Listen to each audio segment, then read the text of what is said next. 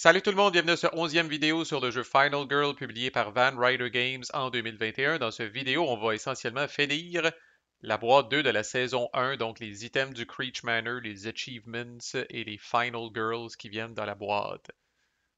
Les vidéos sont un petit peu débalancées. Le dernier a duré 12 minutes, puis lui va durer genre une demi-heure. On va essayer de mieux équilibrer ça à l'avenir, mais en tout cas, pas mal de choses à parler. Mais moi, Final Girl, je me tanne jamais, fait que... Alors, les items du manoir Creech. Vous avez d'abord le vieux revolver que vous pouvez utiliser seulement contre un ennemi à 1 de distance, puis que vous pouvez utiliser seulement avec le Weak Attack. Mais n'empêche, si vous utilisez Weak Attack, vous risquez fort de faire 2 de dommages au killer. La dague rituelle, on repassera, là, c'est pas pire. Moi, je la considère vraiment comme un couteau, là. Si on regarde le couteau qui est en dessous, là, d'abord, là, une main, ça fait un de dommage. La dague rituelle, c'est la même chose, mais il y a un effet qui est un peu weird, là, qui est très thématique, mais au niveau de l'utilité, je suis pas sûr, là. Vous pouvez défausser la dague rituelle pour tuer une victime dans votre space. Vous augmentez le Bloodlust comme d'habitude. Puis si vous le faites, vous enlevez toutes les minor Dark Power ou vous faites un dommage au killer.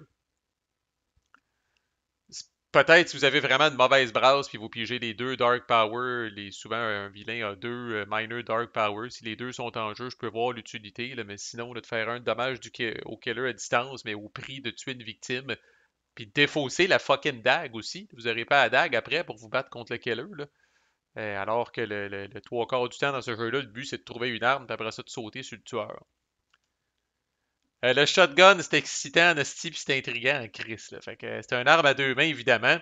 Vous n'utilisez pas ça avec une carte d'action. Une fois par tour, vous pouvez défausser deux cartes de votre main, rouler, puis quand vous êtes dans la case du killer, puis vous roulez 6 dés, vous faites un dommage pour chaque succès.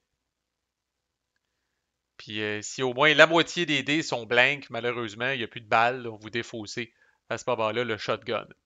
Fait que vous pouvez faire des fois 2, 3 dommages si vous êtes chanceux. À noter, il doit y avoir un paquet de petites posts là-dessus sur Board Game Geek. Là. Ce n'est pas un test d'horreur. Ça ne mentionne pas que c'est un test d'horreur, ça mentionne juste de rouler 6 dés. Puis vous faites un dommage pour chaque étoile roulée.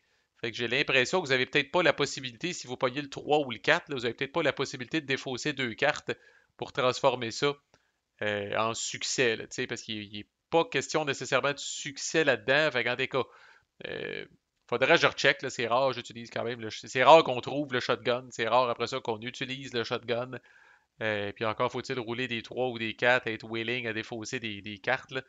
Mais je ne suis pas certain que vous êtes capable de le faire. Ça serait à vérifier dans les règles. Ou plutôt sur Board Game Geek, parce que les règles ne vous aideront pas pour ça. Le fameux couvercle de poubelle qui est là quasiment tout le temps, utilisé à une main, 3 utilisations vous permet de bloquer un dommage. La trousse de premier soin, chaque fois que vous regagnez des points de vie, vous regagnez un point de vie de plus. La fameuse map qui était là aussi dans le camp Happy Trails, vous défaussez ça pendant la phase d'action. Pour chaque deck d'items, si la carte sur le dessus est face down, vous pouvez la tourner face up pour voir c'est quoi. Puis si la carte sur le dessus est face up et ne vous intéresse pas, vous pouvez la décolisser de la game puis tourner la prochaine carte face up. Crispement utile, surtout encore là, Manoir Creech, surtout combiné avec le Poltergeist. Donc on essaie de trouver Caroline, fait que la map c'est bon en asti. La boisson énergisante, vous défaussez ça pendant la phase d'action, soit que vous gagnez 3 de temps ou vous bougez d'une space. La chandelle, une fois par action phase, vous pouvez bouger une victime adjacente dans votre space.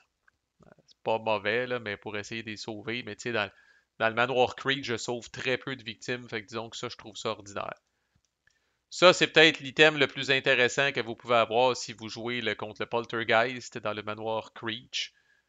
Liste des choses qui se trouvent dans le. Fait que vous roulez un dé, 1 à 2 c'est le garage, 3 à 4 c'est le garde-robe, 5 à 6 c'est le grenier, c'est les 3 spaces de search du Creech Manor. Et vous mettez face-up toutes les cartes d'items associées à cet emplacement-là en gardant l'ordre en gardant l'ordre pareil. Fait que si vous cherchez désespérément, par exemple, Caroline, ou contre un autre killer, si vous cherchez une arme, ben vous êtes quitte, vous savez exactement qu'est-ce qui se trouve dans cet endroit-là, puis dans quel ordre. C'est bon, sacrament. Ça vous évite d'avoir à aller chercher quelque part pour rien. Un texte ancien, vous pouvez perdre un point de vie pour gagner 2 de temps. Puis je rappelle que cette icône-là de perdre un point de vie, ça ne peut pas être protégé par n'importe quoi. Vous ne pouvez pas utiliser ça puis le protéger avec le couvercle de poubelle. Cette icône-là n'est pas la même chose que cette icône-là ici, là. Ça, c'est vraiment, vous perdez un point de vie, puis ça ne peut pas être prévenu d'aucune façon. Mais quand même, avec une Final Girl qui a pas mal de points de vie, ça peut être intéressant sacrément. Les pilules mystérieuses, c'est un one-shot, vous l'utilisez une fois, soit pour réduire l'horreur ou regagner 2 points de vie. La fameuse patte de lapin était là aussi, je pense, dans le camp Happy Trails.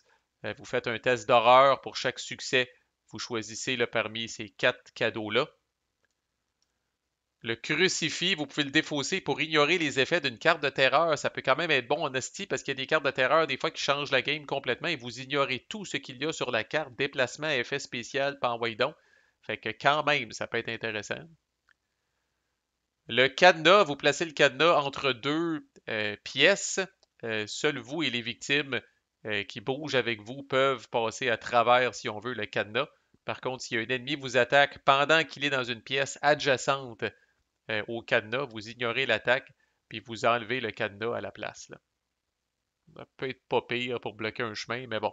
À noter que ça dit de placer le cadenas entre deux pièces. Vous n'avez même pas besoin d'être là, à la limite. C'est un peu bizarre. C'est un peu comme s'il y avait toujours eu un cadenas à cet endroit-là, là, mais ça ne fait pas de mention de où est-ce que vous êtes au moment où vous le placez. La flashlight, une fois par phase d'action, vous payez un temps. Vous pouvez regarder la première carte du deck de terreur, soit que vous la laissez là ou vous la mettez en dessous. Toujours bon de savoir à quoi s'en tenir et de savoir qu'est-ce qui s'en vient.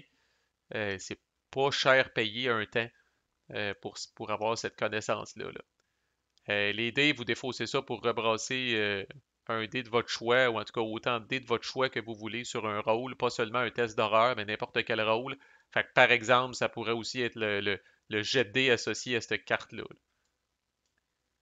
Puis l'échelle de corde, ben, soit que vous réparez l'échelle extérieure si elle a été pétée par l'événement en question, ou vous placez ce token-là, là, qui est justement l'échelle de corde, là, entre n'importe quelle deux pièces qui ont une flèche à sens unique. Puis ça devient maintenant une connexion dans les deux sens. Là. Fait qu'essentiellement, vous pouvez à la fois descendre et remonter de la place. Alors, belle petite sélection d'items dans le Creech Manor. Passons maintenant au Final Girl. Alors, nous avons Selena. 6 points de vie, elle est quand même équipée pour veiller tard. C'est à ce jour des Final Girls que moi j'ai vu celle qui doit sauver le moins de victimes. Donc, elle a seulement besoin de sauver 4 victimes pour enabler son super pouvoir. Selena est vraiment, si vous rushez contre le Poltergeist, si vous devez jouer une game à l'argent contre le Poltergeist, prenez Selena. Elle n'a pas besoin de sauver beaucoup de victimes. Fait que dans le Creech Manor, entre autres, ça vous aide. Il y a une victime qui donne 2 temps, permet de bouger une space, ramasser une carte de search, ce qui est très intéressant si vous cherchez Caroline, évidemment. Puis réduire l'horreur de 2, c'est bon, tabarnak. Là. Puis son pouvoir spécial, encore là, pour Caroline, c'est écœurant. Là. Mais quand vous faites un surge, vous roulez 2 dés de plus. Puis pour chaque victime additionnelle qu'elle sauve, elle gagne 2 temps. Puis toujours vraiment pour Caroline, son item signature, sa propre flashlight. Euh, D'abord, ça coûte pas un temps pour aller checker c'est quoi la carte sur le dessus du deck de terreur. Déjà ça, c'est bon en asti. Puis l'autre chose, vous pouvez défausser cette carte. Cette fois-là, vous vous en débarrassez quand vous êtes sur une space de search pour ramasser automatiquement l'item qui est sur le dessus. Par exemple, c'est Caroline est là, mais vous n'avez pas de carte de search, vous avez failé votre search ou whatever, c'est comme fuck la flashlight, Steve vient-t'en, ramasse la top carte de l'item deck. Fait que situationnel, mais dans n'importe quel scénario où vous anticipez faire beaucoup de search, ça peut être utile en crise. L'autre Final Girl qui vient avec, c'est Alice. C'est à ce jour celle avec le moins de points de vie que j'ai vu. Et elle doit sauver quand même 6 victimes. Ses bonus ici sont pas écœurants, malheureusement. Gagner 2 temps, regagner un point de vie, regagner un point de vie. Ben, mobile, bouger d'une space, bouger de 2 spaces. Ramasser n'importe quelle carte d'action qui coûte 2 ou moins. Mais évidemment, à l'endo, en tout cas, c'est très intriguant. Là. Vous choisissez une carte d'action. Puis pour le reste de la game, quand vous jouez cette carte-là, vous roulez 5 dés, peu importe le niveau d'horreur, où est-ce qu'on est rendu, ou peu importe n'importe quel modifiers, vous roulez 5 dés. Câlisse, en tout cas, il y a comme des combos un peu folles là, qu'on peut imaginer avec ça. Là. Puis j'aime beaucoup évidemment son item signature, c'est le shotgun. Euh, Dans le fond, là, la différence, c'est... Je pense que la seule différence, c'est que vous avez juste besoin de défausser une carte de votre main au lieu de deux pour l'utiliser. Mais il ne faut pas oublier, quand vous faites ça, admettons que mettons vous êtes dans le Creech Manor puis vous utilisez Alice puis vous prenez son item signature, ben ça veut donc dire que vous avez deux shotguns dans tous les items qui ont été shufflés. Fait que ça, c'est quand même intéressant. Ça double les chances que vous réussissiez à ramasser un shotgun. Fait que son shotgun n'a pas besoin d'être super bon pour être intéressant. Juste le fait euh, qui, qui en ajoute une deuxième copie, là, ça peut être pas pire. Puis là, en fouillant dans mes affaires, Chris, je me suis rendu compte que les vilains, puis ça doit être ça doit être exclusif au Kickstarter ou quelque chose, parce que quand on check la feuille d'un vilain, ça dit, mettons, il y a trois cartes de finale, il y a trois cartes de Dark Power, il y a un Epic Dark Power, puis that's it. Mais moi, dans toutes mes 100 millions de boîtes esti, qui traînent dans mon garde-robe, j'ai retrouvé des finales épiques des vilains. C'est la même style d'affaires. Si vous voulez jouer super avec la finale épique puis le Dark Power épique, ou si vous voulez les shuffler à travers le lot au début, puis jamais savoir si votre finale ou votre Dark Power est épique. Mais bref, il faut être complet. On les révise ensemble. Fait que le Poltergeist qui est le plus frais à votre esprit, Stick c'est Flavorful, la possession démoniaque. Faute à possession ici. Je sais que ça se dit possession, mais je pense que ça s'écrit quand même avec deux S. En tout cas, vous placez le poltergeist dans votre space, puis bon, il vous en colle les suds. Mais c'est surtout très flavorful, comme on voit avec l'image. Si Caroline est avec vous, vous perdez automatiquement un point de vie au début de votre phase de killer. Fait qu'il est temps qu'elle sorte du manoir, ou il est temps qu'elle sorte en tabarnak parce qu'elle vous fait mal, à vous graphing tout le long. Et j'ai retrouvé, ce qui est assez flavorful aussi, la carte d'épique fidalée de Hans. Calvaire! Fait que, d'accord, il vous veut en hostie, là, mais il bouge de trois bottines vers vous, puis il attaque trois fois après. Fait que, si, boire, euh, c'est le coup de grâce, là, c'est le cas de le dire, en hostie. Puis, ce sera pas long, je viens de me rendre compte, j'ai oublié de copier mes photos d'achievement, je vous reviens. OK, alors trois choses. Possession s'écrit effectivement Possession en anglais, ça c'est très important. Qu'on clarifie ça. Deuxième chose, par rapport au shotgun, si on regarde celui d'Alice, justement, effectivement, ce n'est pas un test d'horreur. Mon vague souvenir était correct. Vous ne pouvez pas convertir à ce moment-là des 3 ou des 4 en défaussant deux cartes pour que ça devienne un succès pour faire du dommage de plus. Fait que le shotgun, c'est vraiment pour chaque 5 ou 6 essentiellement que vous roulez, vous faites un dommage. Puis si au moins la moitié de vos dés sont des 1 ou des 2, vous défaussez le shotgun. Et voici finalement les achievements, sans commencer par ceux du Poltergeist. Fait que le battre dans le Creech Manor, le battre dans 5 endroits différents, le battre dans le mode extrême horreur, le battre en ayant Monsieur Floppy. Ça n'est pas requis par les règles de base, mais vous voyez, moi, il est coché. Ça l'a donné à un moment donné que j'avais trouvé Monsieur Floppy, puis le toutou de Caroline. Puis j'avais évidemment trouvé Caroline, puis j'avais gagné. Battre le poltergeist en ayant cherché dans trois spaces distincts. Ça veut dire que vous avez travaillé fort en hostie. Bon, moi, j'ai pas réussi. Là. Ça veut dire que vous avez travaillé fort pour trouver Caroline en tabarnak. Là. Vous vous êtes promené partout, puis vous l'avez cherché désespérément euh, dans trois spaces différentes. En tout cas, j'ai pas réussi ça. Défi de poltergeist en moins de 5 tours. C'est pas tellement difficile parce que le poltergeist, souvent, ça passe ou ça casse assez tôt dans la game. Fait que vous allez inévitablement, si vous jouez suffisamment de fois contre le Poltergeist, avoir une game mardeuse où vous allez trouver Caroline quasiment dans votre premier search. Puis vous allez colisser votre camp, puis bingo, c'est fait. Le Poltergeist, justement, au contraire, vous avez de moins en moins de chances, selon moi, de le battre à mesure que la game avance. Battre le Poltergeist avec tous vos points de vie, pas si tough que ça non plus s'il est occupé à se battre contre des victimes, puis vous avez une quick win. Unlocker votre pouvoir spécial de Final Girl contre le Poltergeist. C'est quand même dans le Creech Manor, c'est tough. Dans le Creech Manor, vous allez avoir de la misère. C'est tough de sauver des victimes. Dans les autres locations, c'est pas si dur que ça. Être témoin que le poltergeist tue trois victimes ou plus dans un tour et réussir à vous défendre contre tous les dommages de la carte Unstoppable Evil, qui est la fameuse carte, je pense que vous roulez un dé, puis vous tuez autant de victimes ou vous bouffez autant de dommages. Fait que réussir à vous défendre contre tout ce dommage-là avec des guards ou des affaires de même, je prends jamais de guard. Quand je joue contre le poltergeist, j'assume que je vais perdre des points de vie. Puis le Creech Manor, gagner une game au Creech Manor, battre 5 killers différents au Creech Manor, sauver 2 victimes avec l'hélicoptère en même temps.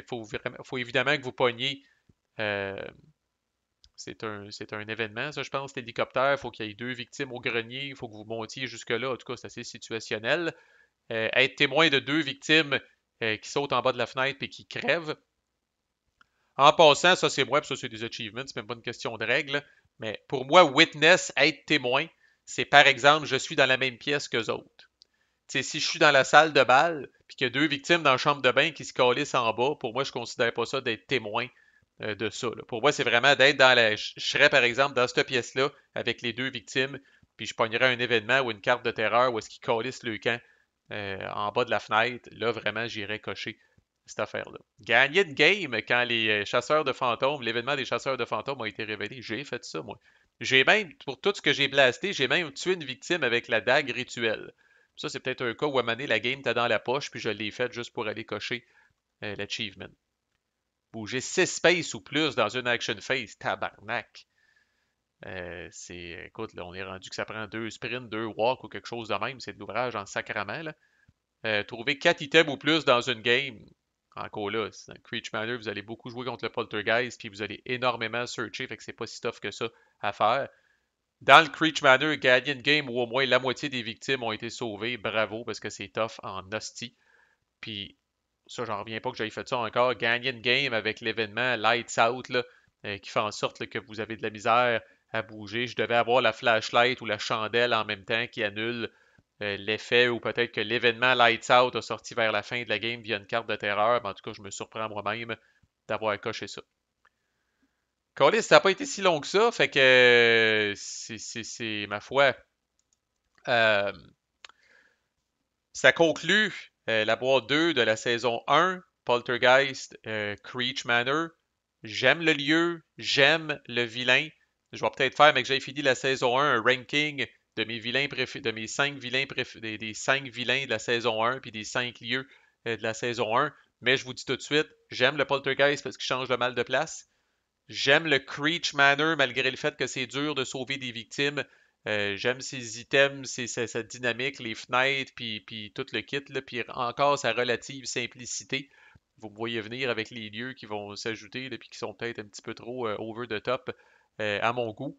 Mais c'est une boîte que je recommande. C'est une boîte qui est le fun, surtout quand vous commencez à avoir plusieurs boîtes, parce que peut-être le Poltergeist dans le Creech Manor, je m'attends peut-être plus vite que Hans dans le camp Happy Trails, mais je trouve encore là que de jouer contre le Poltergeist dans différents lieux, c'est quand même très intéressant. Puis de jouer contre d'autres killers aussi dans le Creech Manor, c'est quand même intéressant. Voilà, on va s'attaquer à la boîte 3 de la saison 1 dans une prochaine vidéo. À plus.